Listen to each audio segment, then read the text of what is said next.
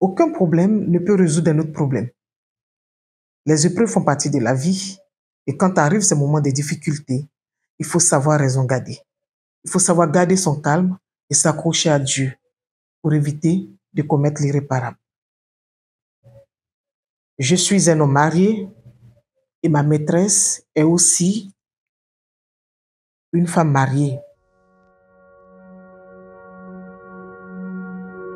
Bonjour Châtelquès, je suis Daniel, 55 ans, marié depuis plus de 10 années, père de 2 enfants. Ma femme malheureusement n'enfante pas. J'ai eu mes 2 enfants avant le mariage et elle est aujourd'hui leur mère. Nous vivons une vie tranquille. Cependant, il faut relever que ma femme est d'un tempérament très chaud, contrairement à moi. Et elle est d'une jalousie maladive. Je la comprends. N'importe quelle femme dans sa situation serait comme ça à un moment donné de la vie parce que ça fait trop de stress de ne pas pouvoir enfanter. Je la comprends aisément. Un soir, comme d'ordinaire, nous étions à la télé, un week-end, et nous étions en train de papoter. On parlait de tout et de rien, on commentait le film. Quand elle m'a demandé un numéro, le numéro d'un ami que nous avons en commun, qu'elle n'avait plus dans son répertoire. Et comme moi, j'avais le numéro, je lui ai passé mon téléphone pour qu'elle puisse prendre le numéro. Malheureusement, j'ai reçu, pendant qu'elle cherchait le numéro, une notification d'un message. Elle a ouvert la notification sans même me dire. Elle a lu le message qui disait « Ah oui, j'ai vraiment aimé, merci pour tout, tu es l'homme de ma vie, je souhaite juste que tu sois libre très, très vite pour que nous puissions vivre pleinement notre amour. » Vraiment un message pour moi qui était très ambigu parce que je ne savais rien de ce message-là. Je ne sais même pas de qui ça provenait. Ma femme est rentrée dans une colère noire. Elle a piqué une crise de colère sans précédent. C'était horrible. Elle s'est mise à tout casser dans la maison. Dis donc, qu'est-ce qui ne va pas? Elle me présente le message et me jette mon téléphone à la figure. J'ai pris le temps de lire le message. Évidemment, je ne comprenais rien. Je ne sais pas qui a envoyé le message. Je ne sais pas de quoi ça parlait. Vraiment, j'étais confus. Mais elle ne voulait rien savoir. Et donc, je l'ai laissée jusqu'au lendemain matin qu'elle se calme. Et quand j'ai essayé d'aborder le sujet le lendemain, non, c'était toujours la crise. Ça n'allait pas. J'ai dû faire intervenir la famille, des amis, pour qu'elle se calme un peu. Et on a décidé d'appeler la personne qui a envoyé le message. Et quand la personne a décroché, c'était « Oui, bonjour, c'est qui s'il vous plaît ?» Voilà, tout le monde était étonné, puisque c'était sur parleur. La famille était là, les amis, elle aussi. La dame demande « C'est qui s'il vous plaît ?»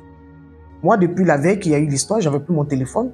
Puisque quand elle a jeté le téléphone, c'est tombé, c'est cassé. Après, même elle a repris le téléphone, l'a mis dans son tiroir qu'elle a fermé. Donc, je n'ai même pas eu le temps de faire quoi que ce soit. J'ai juste pris le téléphone de ma fille le lendemain pour appeler des amis, la famille et tout ça. Donc, on ne peut pas prétendre que je me suis arrangé avec la dame. La dame était étonnée et quand on l'a informée, on lui a demandé pourquoi elle a envoyé ce message. Elle était désolée, elle s'est excusée parce que, voilà, elle s'est trompée de numéro en fait.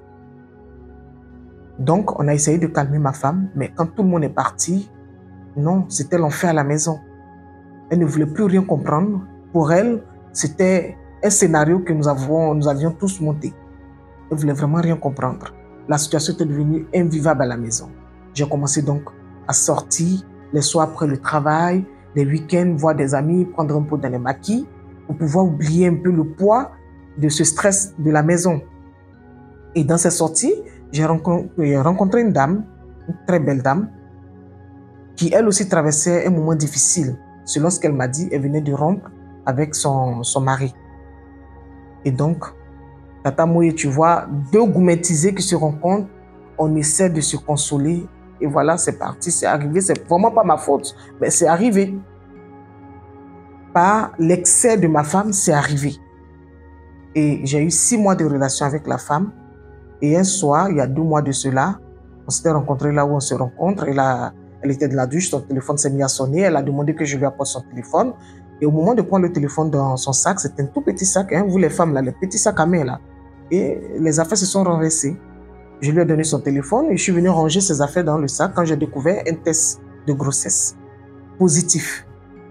J'ai attendu qu'elle sorte de la douche, je lui ai demandé à qui appartenait le test. Et là, elle m'avoue que oui, effectivement, c'est à elle est enceinte, patati patata. Bon, tu es enceinte, pourquoi tu ne me l'as pas dit depuis le premier jour de retard? Elle m'a dit non, je voulais vraiment en être sûre, je voulais faire des tests d'abord et tout. Bon, voilà, maintenant c'est bon et tout ça, ok. Comment on va organiser la suite? Voilà les échanges que nous devons avoir maintenant, puisque moi, je sais que de toute façon, c'est fichu, mon mariage. De toute façon, elle ne veut même plus de moi à la maison, elle ne veut plus me voir. Et donc ça va précipiter les choses. Et puisque toi aussi, tu es une femme séparée, comme tu me l'as dit, tu n'es pas mariée, donc c'est bon. Et c'est là, la dame va m'avouer que non, la réalité, c'est vrai qu'elle a eu des difficultés avec son mari, mais qu'elle n'a pas divorcé, elle est légalement mariée. Ce que je ne savais pas. Tata Moué, je ne savais pas que c'était une femme mariée légalement tout ce temps. J'ai dit, bon, ok, tu es mariée légalement, mais tu es séparée. Elle me dit non, entre-temps, elle a repris avec son mari. Bon, ok, tu as repris avec ton mari, c'est à qui la grossesse alors? Elle dit non, qu'eux ont repris, mais pour le moment, ils sont encore en chambre séparée, donc la grossesse peut pas être de lui, c'est de moi. Ok, moi, j'ai besoin de mon enfant. Tu es mariée, ce n'est pas grave, mais j'ai besoin de mon enfant. Comment je fais? Elle me dit, bon, on va voir ça, donnons-nous du temps, on va voir ça. Bon, ça fait que 2 mois, passons du bon temps et puis après, on va voir. Quand on a fini, chacun rentre chez lui. Le lendemain, je l'appelle pour savoir comment elle va et comment on organise la suite des événements, en fait. Il faut qu'on se voit pour planifier les choses. Tata Moué, à ma grande surprise, la dame a changé de numéro. Puisque c'était une relation cachée, on n'avait pas d'amis en commun en tant que tel. Il y avait un seul pote, le jour où je l'ai rencontré, qui était là. Ce dernier ne la connaît pas, il l'a connu juste là, nous tous on l'a connu là, voilà, on se rencontre, on voit les potes ensemble.